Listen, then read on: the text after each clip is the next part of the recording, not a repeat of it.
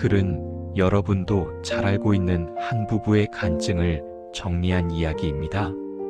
방송과 음악으로 잘 알려진 작곡가 주영훈, 그리고 배우 출신 아내 이은미, 이 두 사람이 어떻게 하나님의 손길 속에서 만나고 변화되어 갔는지 그 여정을 한 편의 간증처럼 소개해 보려 합니다. 주영훈은 어릴 때부터 교회를 다녔습니다. 아버지는 미국 이민교회를 개척한 목사님이었고, 가족들은 교회 일을 위해 온몸을 다 바쳐야 했습니다. 주보를 찍고, 운전을 하고, 밥을 하고, 교회에 필요한 자잘한 일을 온 가족이 감당했습니다. 그런데 그만큼 교회 안의 어두운 모습도 많이 보았습니다. 부흥될 만하면 갈라지고 싸우고, 사역자들 사이에 갈등이 터지고 상처를 주고받는 모습들을 어린 눈으로 지켜봐야 했습니다. 겉으로는 모태신앙 목사 아들이었지만 속으로는 나는 커서 교회와 멀리해야지 하는 마음을 품게 되었습니다. 그렇다고 교회를 완전히 떠난 것도 아니었습니다. 주일마다 예배는 나갔지만 마치 학교에 가서도 공부는 안 하는 학생처럼 출석만 하는 신자가 되어버렸습니다. 예배는 종교 활동이었고 하나님은 멀리 있는 분처럼 느껴졌습니다. 그러던 그가 결혼 정년기가 되면서 마음속에 품은 것이 하나 있었습니다. 그래도 결혼만큼은 하나님께 구해보자. 그는 노트에 배우자 기도 제목을 10가지나 써 내려갔습니다. 그 중에는 웃음이 나올 만큼 구체적인 것도 있었습니다. 키 170 플러스 마이너스 1. 나중에 알게 된 사실이지만 이은미의 키는 170.8cm였습니다. 거의 정확하게 기도한 그대로였습니다. 그는 웃으며 말합니다. 제 아내가 배우자 기도를 했으면 저는 못 만났을 거예요. 저는 열심히 적고 기도했고 이쪽은 안 해서 제가 들어온 거죠. 한편 이은미는 어릴 때부터 교회를 다니긴 했지만 그렇게 뜨거운 신앙은 아니었습니다. 하나님이 계신 것 같긴 한데 정말 살아계실까? 그 정도의 마음으로 그저 주변 사람 따라 교회를 오가는 평범한 수준이었습니다. 그러던 어느 날 한 예능 프로그램 섭외가 들어왔습니다. 원래 그녀가 들어갈 자리가 아니었는데 스케줄이 섞이고 바뀌는 과정에서 우연히 그 프로그램에 들어가게 되었습니다. 그리고 그 프로그램 첫 게스트로 함께 출연한 사람이 바로 작곡가 주영훈이었습니다. 몇 주를 함께 녹화하면서 얼굴을 익히게 되었고 이후 각자 길을 걷다가 다시 만나게 된 것이 인연의 시작이었습니다. 지금 와서 돌아보니 그저 우연처럼 보였던 그 프로그램 하나도 하나님이 두 사람을 만나게 하기 위해 준비해 놓으신 장치처럼 느껴졌습니다.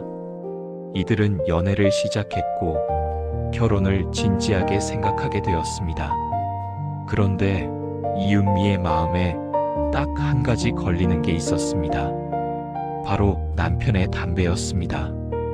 음악 작업도 많고 밤샘도 잤다 보니 남편은 담배를 굉장히 많이 피우고 있었습니다.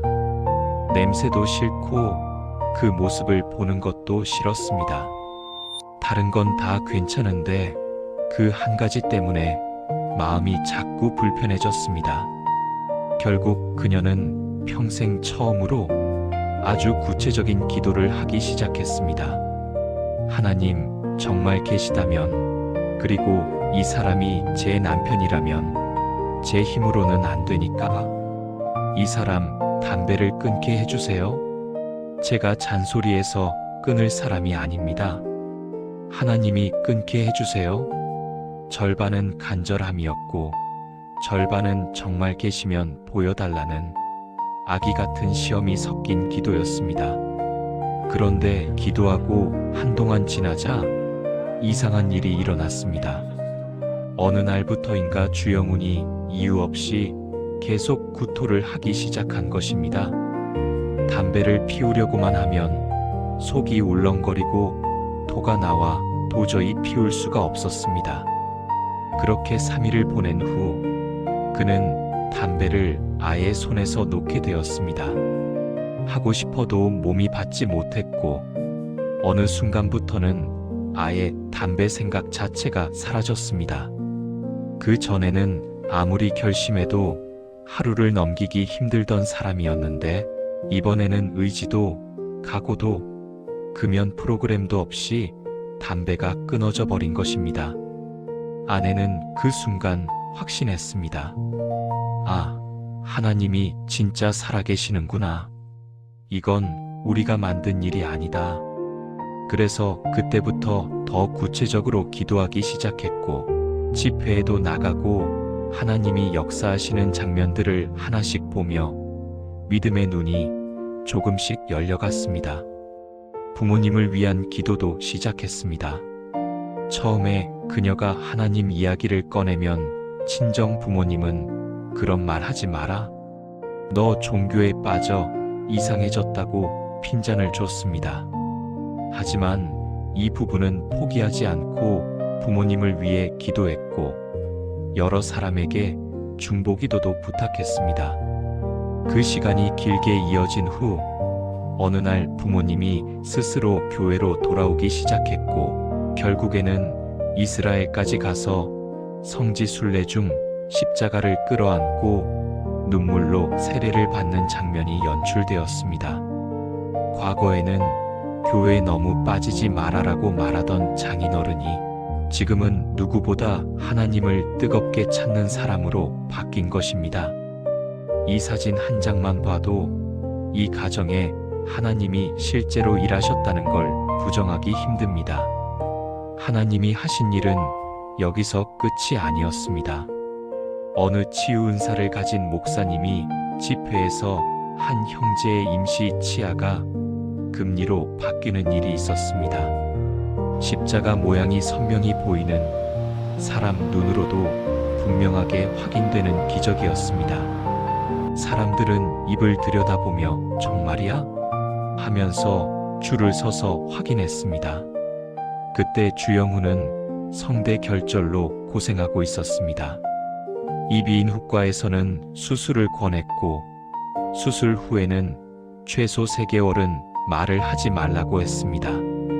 말과 노래와 방송으로 일하는 사람에게 3개월 동안 말을 하지 않는다는 건 상상하기 힘든 일이었습니다.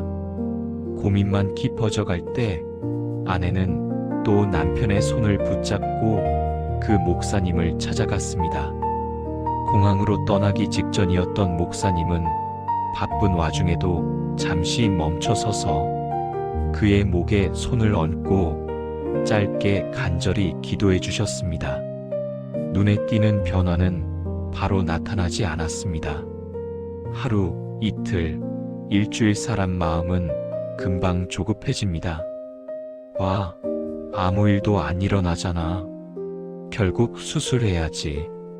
그렇게 생각하며 지내던 어느 날 다른 이유로 이비인후과에 들렀다가 성대를 내시경으로 다시 살펴보게 되었습니다. 그런데 의사가 고개를 갸웃거리며 말했습니다. 이상하네요. 결절이 사라졌습니다. 그때서야 그는 깨달았습니다.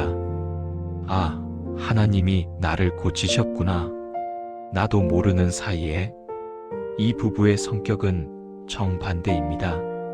남편은 소극적입니다. 사람 많은 자리, 낯선 자리가 어색하고 목사님이 있어도 먼저 다가가 인사하는 스타일이 아닙니다. 반대로 아내는 적극적입니다. 저쪽에 치유 은사 있는 목사님 오셨대. 저 집회 가면 은혜 많이 받은데 소식이 들리면 남편 손을 덥석 잡고 가보자, 붙잡자, 기도받자고 끌고 다니는 쪽입니다. 하나님은 이렇게 다른 두 사람을 붙이셔서 서로 부족한 부분을 채워가게 하셨습니다. 결혼 후 이들에게 또 하나의 큰 변화가 찾아왔습니다. 바로 딸 주아라입니다.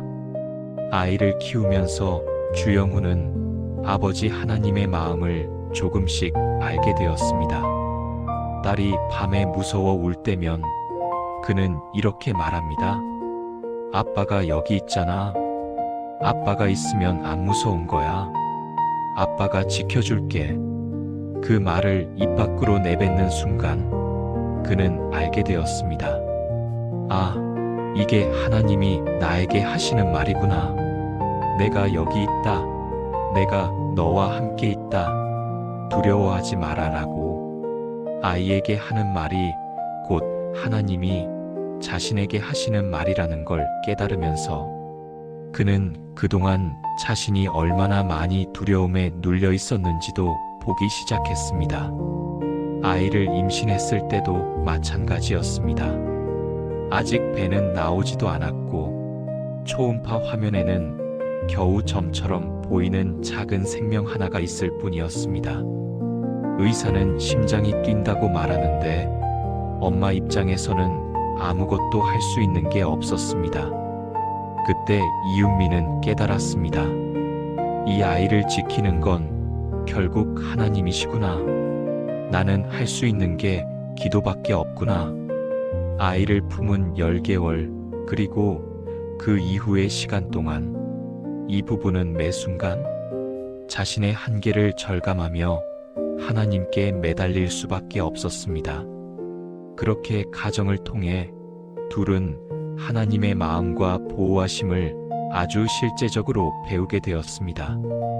이 부부의 이야기에는 신앙적으로 가장 많은 사람들이 묻는 두 가지 질문이 녹아 있습니다. 하나님, 왜 저에게 이런 일이 생기나요? 그리고 하나님, 도대체 언제 응답해 주시나요? 주영훈도 가장 힘들고 고통스러운 시기에 이 두 질문으로 끙끙 앓았습니다. 기독교 서점을 가면 왜?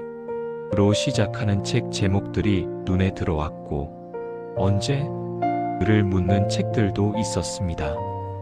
선배 신앙인들을 붙잡고 물어보기도 했지만 속이 시원하게 풀리는 대답은 좀처럼 얻기 어려웠습니다. 그러던 어느 날 그는 성경 속에서 아주 분명한 한 줄기를 발견합니다. 로마서 5장 3-4절 환난은 인내를, 인내는 연단을, 연단은 소망을 이루는 줄 알미로다. 영어 성경에서 연단 자리에 캐릭터 인격라는 단어가 들어가 있는 것을 보고 그는 이렇게 이해하게 되었습니다.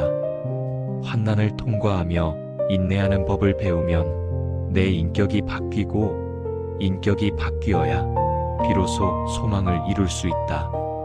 그는 그제야 깨달았습니다. 그동안 자신의 기도는 온통 소망만 이루게 해달라는 기도였다는 것을 말입니다. 하나님, 환경만 바꿔주세요. 상황만 좋게 해주세요. 일만 잘 되게 해주세요. 그런데 하나님이 주신 답은 전혀 다른 방향이었습니다. 내가 바뀌면 된다. 내가 변하면 나머지는 내가 책임진다. 소망이 이루어지기 전에 하나님은 먼저 그 사람 자체를 빚으시는 분이었습니다. 환난의 시간은 그를 망가뜨리기 위한 시간이 아니라 다시 제대로 세우기 위한 시간이었던 것입니다. 담배를 끊게 된 사건도, 성대가 치유된 것도, 배우자를 만난 것도, 부모님이 돌아온 것도, 아이를 통해 배운 하나님의 마음도 모두 지나고 나서 돌아보니 그 왜와 언제에 대한 하나님의 대답들이었습니다. 이 부부의 이야기는 이렇게 말해줍니다.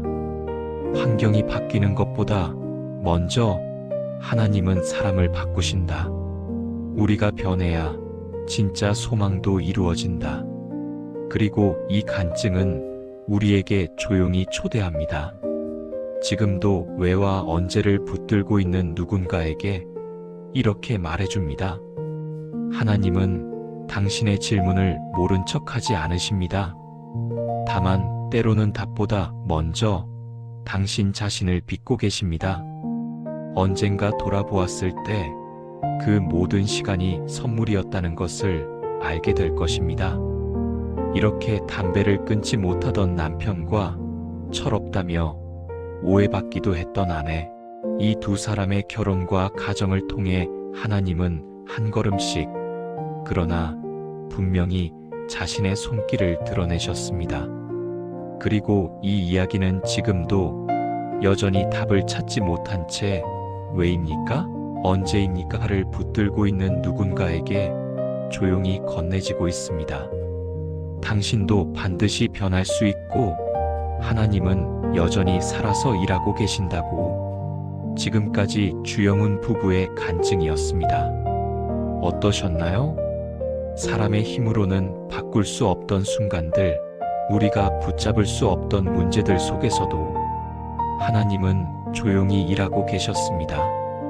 기적은 멀리 있는 것이 아니라 마음을 바꾸고 가정을 회복시키고 우리 삶을 다시 일으키는 그 은혜 속에 있음을 두 사람의 이야기가 보여줍니다.